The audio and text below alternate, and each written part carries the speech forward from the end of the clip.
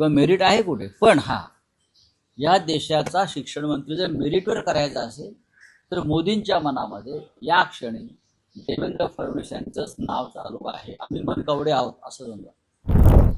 आणि जसं मनमोहन सिंग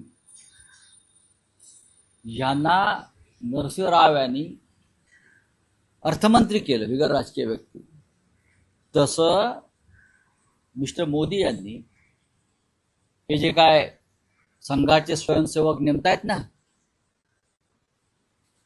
शिक्षण मंत्री म्हणून, त्यांच्याऐवजी मग निलकणींना करा ना शिक्षण मंत्री. असे अनेक लोक आहेत, अनेक लोक आहेत. गेला बाजार तुम्ही देवेंद्र फडणवीस यांचा विचार करताच आहात.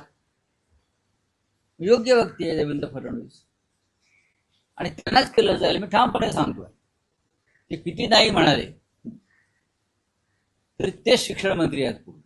नाही, फडणवीस म्हणतात की मी मुंबईतच आहे आणि महाराष्ट्रातच आहे. असं आहे की ते त्यांच्या हातात नाही ना कुठे राहणं.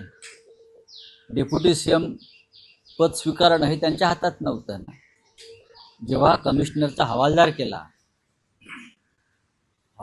ना कमिशनरचा, तेव्हा मोदी आणि शहांनीच त्यांना आदेश दिले हवालदार व्हा म्हणून किंवा जमादार व्हा म्हणून. त्याच्यामुळे त्यांच्या हातातच नाही आहे ते. भारतीय जनता पक्षात स्वाभिमान किंवा मेरिट आहे कुठे. पण हा या देशाचा शिक्षण मंत्री जर मेरिटवर करायचा असेल तर मोदींच्या मनामध्ये या क्षणी देवेंद्र फडणवीस यांचंच नाव चालू आहे. आम्ही मनकवडे आहोत असं समजा.